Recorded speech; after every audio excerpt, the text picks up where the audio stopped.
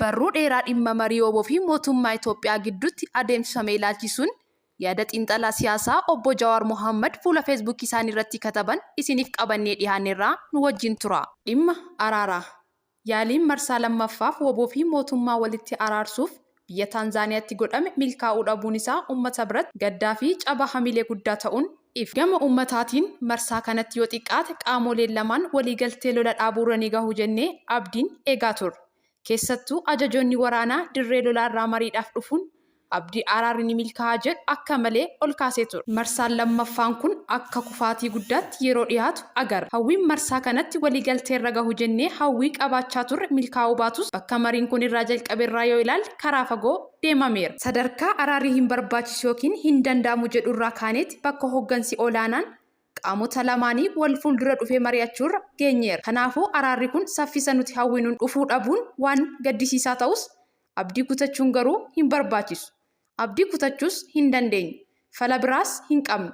Kanaaf ammas mariin araaraa itti fufa jennee abdan. Qaamota marii araaraa marsaa lammaffaa kanarratti hirmaatanii fi maddeen garaagaraa irraan waan hubadhee fi dhimmoota marsaa itti aanuuf ni gargaaru jedhu armaan gaditti dhiyeessuu fedha. Marsaa lammaffaa kanarratti qaamoleen lachuu araara buusuuf yeroo kamuu caala fedhii dhugaa qabaachaa akka turan mirkaneeffadheera. Kanarraa kan ka'e gamni lachuu akkuma uummata marsaan kun labsii waliigaltee araaraatiin xumurama abdii jedhu qabatanii dhiyaatanii hirmaattonni hundumtuu woboo mootummaa fi jaarsoliinis abdii araarra xumuruun qabatanii waan dhaqaniif bakka yaadan gahuu dhabuu isaaniitiin miira dallansuu keessa seenan. Sababa kanaanis mariin marsaa itti aanuutiif bifa karra saaquun osoo hin goolabamin addaan bahan. Gamni lachuu miira gaariin araara buusuuf dhaqanis waan walirraa barbaadan kennuu fi fudhachuu garuu guututti qophii waan turan hin fakkaatu. Marsaa tokkoffaa irratti waan walirraa barbaadan walirraa hubatanii addaan bahan. Marsaa lammaffaa irratti ammoo waan waliif kennuu hin dandeenye ta'an waan adda baafatanii natti fakkaata. Kanaafuu yoo wal dhibdee kana nagaan furuuf ammas murannoo qabaatan hojiin itti aanu qaamonni lachuu wantoota gamni kaan akka guutuuf gaafatan fooyyessuun dhiyeeffachuuf qophaa'uu qabu. Kana jechuun wantoota wal fudhachiisuun hin danda'amne dhiibuun wal danquu dhiisuu qabu. Marii araaraa keessatti waan hawwanii fi naan mala jedhan yaadan maraa argachuun hin danda'amu. Waan naan mala jedhanii yaadan hundas dhabuu hin danda'amu. Qaamni lachuu giddugaleessummaatti akka dhufutu barbaadama. Sababbiin guddaan araara danqaa jiru wanti walirraa barbaadan adda fagaachuu natti hin fakkaatu. Danqaan guddaan wal amantaa dhabuudha. Seenaa hariiroo qaamota lamaanii fi aadaa siyaasaa biyya keenyaarraa ka'uun yoo ilaalle wal amantaa dhabuun isaanii waanuma eeggamudha.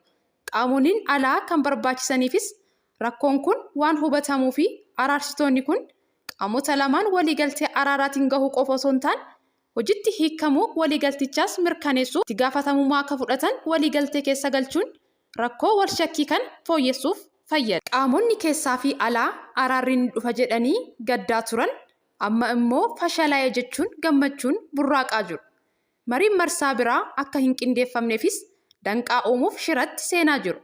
Hoggansi obbo fi mootummaa ammas jannoo dubbii karaa nagaan furuu yoo qabaatan qaamonni nagaa hin barbaanne kun luuxanii akka hin seenne qaawwa hundaa itti cufuu qabu. Dabalataanis gochaa fi jecha carraa marsaa itti aanu dhiphisuuf yookiin fageessuu irraa of qusachuu qabu. Kunis olola gama miidiyaa fi lola dirree irraa hammeessuu dhaabuu dabalata. Hamman hubadhetti deeggartoota gama lamaanii irraa dulli dhayi cabsi badees waggoota darban hedduu hir'achuu yaadni araara deeggaruu fi hawwiin nageenyi akka buuf qaban yeroo kamuu caalaa guddatee jira. Ammas yaaliin marsaa lammaffaa milkaa'uu dhabuu isaatiif gamaa gamanatti quba akeekuun ololaan wal madeessuun miidhaa malee faayidaa akka hin qabne hubatamuu qaba. Kan fayyadu gamni ofii deeggaran mariitti akka deebi'uu fi waan irraa eeggamu akka kennu jajjabeessuu fi dhiibbaa gochuu. Dhumarratti waan hubatamuu qabu tokkotu jira.